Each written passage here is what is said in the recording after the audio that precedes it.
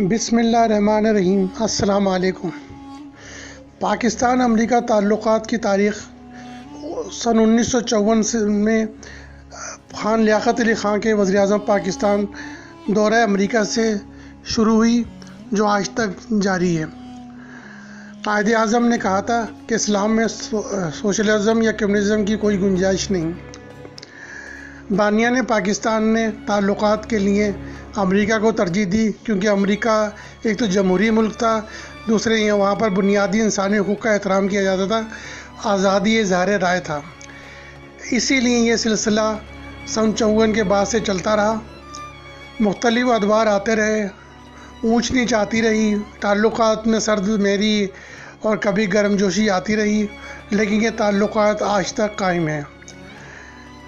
پاکستان کو جو بھی ممالک میں امداد ملی، پاکستان کا جو دنیا میں 200 ممالک میں جو رتبہ و مقام ملا، وہ اسی وجہ سے ملا کہ پاکستان نے شروع سے ہی امریکی یا یورپ کی طرف اپنا جھکاؤ رکھا۔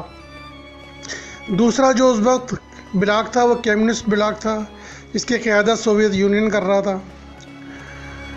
وہ ایک بند بلاک، جمہوریت سے جن کا دور کا واسطہ نہیں تھا، آزادی اظہار رائے وہاں تھی نہیں، لوگوں کے حقوق ضبط کیے ہوئے تھے، اور کسی کو بھی اظہار رائے کی یا ووٹ کے ذریعے حکومت کی تبدیلی کی اجازت نہیں تھی۔ جبر کا ماحول تھا۔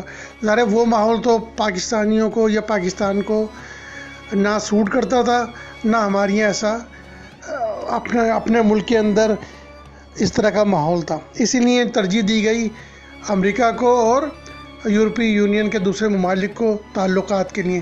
1954 سے یہ تعلقات چلتے رہے، حکومتیں آتی رہیں، لیکن یہ دونوں ملکوں کے تعلقات قائم رہے۔ اس کے بعد 1965 میں جب جنگ ہوئی تو اس جنگ میں جذبہ ایمان کی بدولت پاکستانیوں نے کامیابی حاصل کی، اپنے سے کئی گنا بڑے ملک بھارت کو شکست دی۔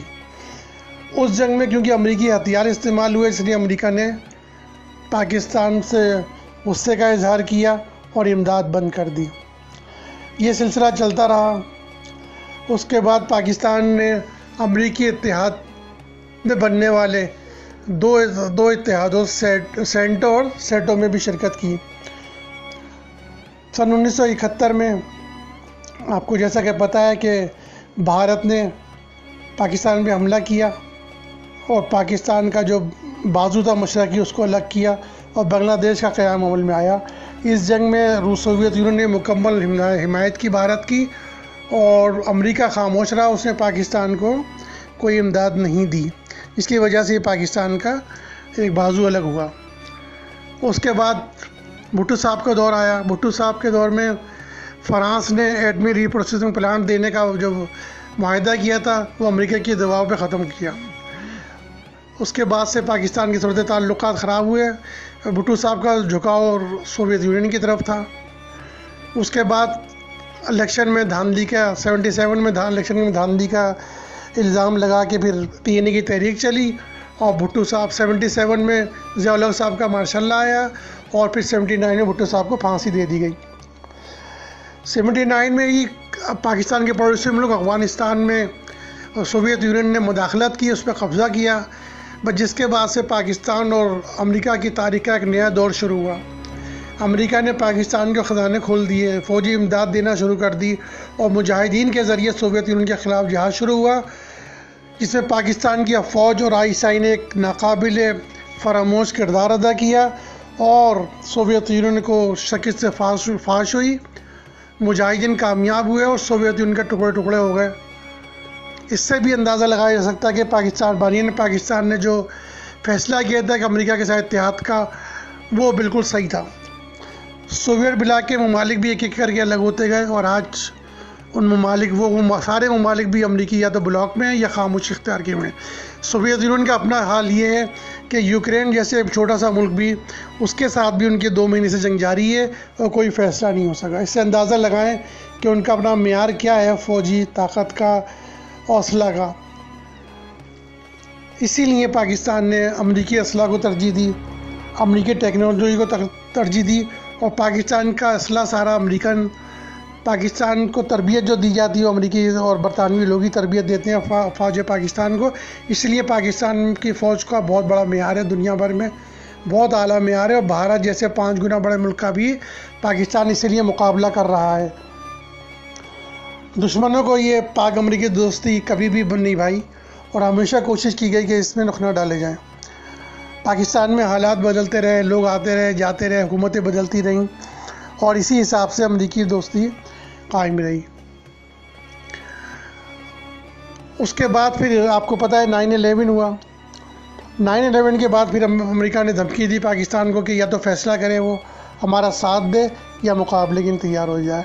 پرویز مشرف صاحب نے کوئی راستہ نہ دیکھتے ہوئے امریکہ کا ساتھ دیا، اور اس طرح یہ 9/11 کے بعد پھر دہشت گردی کے خلاف جنگ چلی، اس میں کئی ہزار پاکستانی بھی شہید ہوئے، افواج پاکستان کا بھی نقصان ہوا، اور یہ جنگ چلتے چلتے پھر حال ہی میں پھر افغانستان سے امریکہ نے نکلنے کا فیصلہ کیا، اس کی تمام فوجیں وہاں سے واپس چلی گئی ہیں، اور طالبان نے قبضہ کر لیا ہے افغانستان پہ، ان کی حکومت قائم ہو گئی ہے۔ ان تمام حالات میں پھر پاکستان میں آپ نے دیکھا کہ عمران خان صاحب کی حکومت نے جب تحریک عدم اعتماد آئی، اس کے 1 ماہ بعد یہ سٹینڈ لیا کہ ان کی حکومت ہٹانے کے لیے امریکی سازش کی گئی ہے۔ ان کے انڈر سیکریٹری نے دھمکی دی تھی کہ اگر یہ تحریک اعتماد کامیاب نہیں ہوئی تو ہم دیکھ لیں گے، نپٹ لیں گے پاکستان سے۔ یہ شاید بائیڈن نے کال نہیں کی، 3.5 سال تک اس کال نہ کرنے کا بدلہ پاکستان سے لیا گیا، پاکستان کی معیشت سے لیا گیا، پاکستان کے دفاعی اداروں سے لیا گیا۔ پاکستان کے سارا اسلحہ کا دار و مدار امریکہ کا ہے، ٹریننگ ساری امریکہ دیتا ہے، معیشت کا سارا دار و مدار امریکہ اور یورپی یونین پہ، پاکستان کی ایکسپورٹ کا بہت بڑا حصہ ان دونوں ممالک میں ہی جاتا ہے۔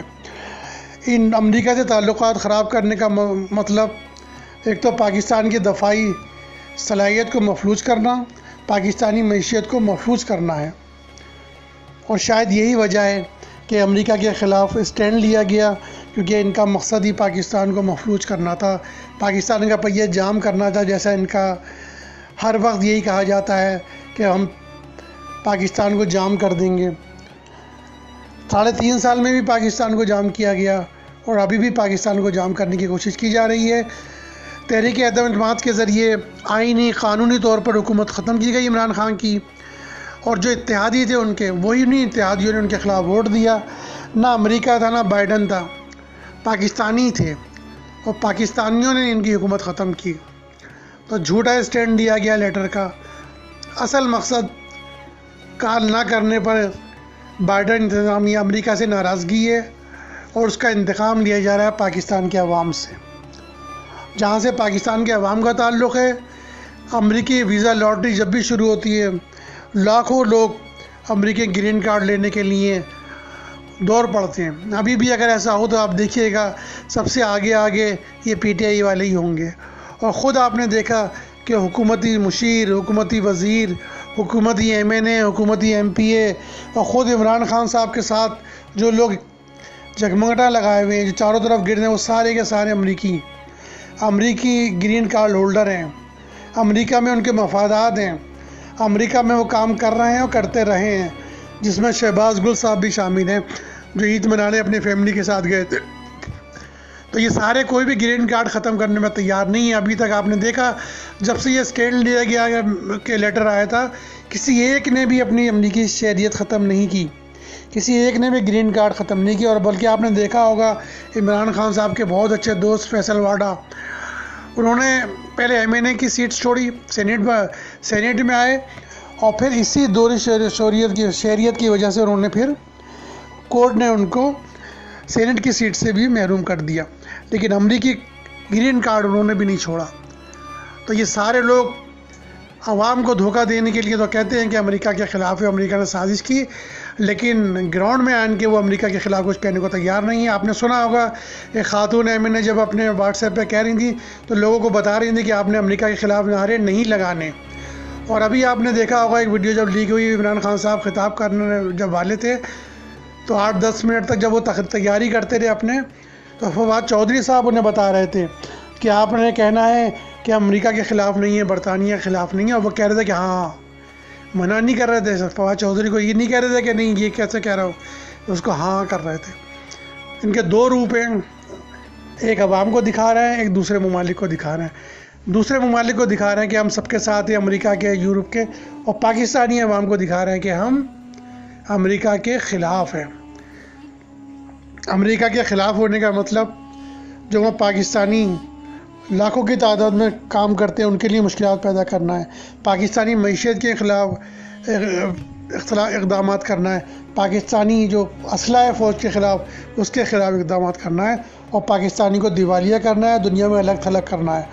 روس دنیا میں آج الگ تھلگ ہے، یوکرین جیسے ملک سے وہ فتح حاصل نہیں کر سکا، اس کی ٹیکنالوجی کا یہ حال ہے۔ اس لیے ہمارے لیے جو راستہ ہے وہ امریکہ سے دوستی کا ہے، پوری دنیا سے دوستی کا ہے، روس سے بھی ہے، لیکن جو ہماری کیونکہ ٹیکنالوجی ہے، معیشت کا دار و مدار امریکہ یورپ سے ہے، تو ہمیں انہی تعلقات کو برقرار رکھنا ہے اور کسی بھی ذاتی مفاد و نفع کی خاطر ان کو ختم نہیں کرنا، اور کسی کو بھی اس کی اجازت نہیں دینی، چاہے وہ عمران خان ہو چاہے کوئی اور ہو۔ اپنی ذاتی مفاد و نفع کے لیے ملک کے مفاد کو نقصان پہنچانے کا عمران خان صاحب کا یہ خواب انشاءاللہ پورا نہیں ہوگا۔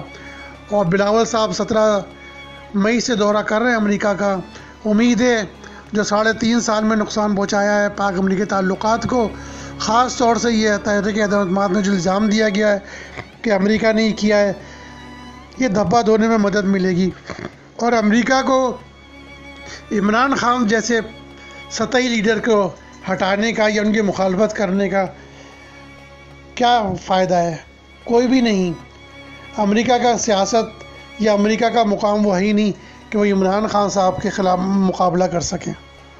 اپنی سستی شہرت کے لیے عمران خان صاحب نے یہ امریکہ کیا ہے، اور سارا مقصد بائیڈن کی پھول کا نہ آنا ہے۔ لیکن اب انشاءاللہ دوبارہ یہ تعلقات جو خراب ہو گئے تھے عمران خان کی وجہ سے، وہ انشاءاللہ دوبارہ درست ہوں گے۔ پاکستانی جو جاب کرتے ہیں ان کے بھی جاب کا تحفظ ہوگا، پاکستان کو جو اسلحہ ملتا ہے اس کا بھی تحفظ ہوگا، ٹیکنالوجی کا بھی تحفظ ہوگا، اور پھر جو IMF امداد دیتا ہے وہ بھی امریکہ کے کہنے پہ دیتا ہے۔ اور یہ بھی حیرت کی بات دیکھیں کہ پورے عمران خان کے دور میں جب IMF نے دو معاہدے کیے اور دونوں میں عمران خان صاحب کو امداد دی گئی، اگر امریکہ مخالف ہوتا تو کبھی بھی یہ امداد نہیں ملتی۔ تو امریکہ کی طرف سے کوئی نہ مخالفت ہے نہ ان کو ہٹانے کی کوئی کوشش کی گئی ہے، یہ سارا کا سارا کیا دھرا عمران خان صاحب نے خود جان بوجھ کے گھڑا ہے تاکہ عوام کو امریکہ کے خلاف اکسا کر ان کے ووٹ حاصل کیے جائیں۔ مقصد صرف ذاتیات ہے، چاہے ووٹ حاصل کر کے حکومت حاصل کرنا ہو یا امریکہ کی مخالفت حاصل کر کے سیاست میں مقام حاصل کرنا ہو، مقصد صرف ذاتی انا ہے۔ انشاءاللہ تعالیٰ اس ذاتی انا کے خاطر پاکستان کا مفاد قربان نہیں ہوگا، انشاءاللہ۔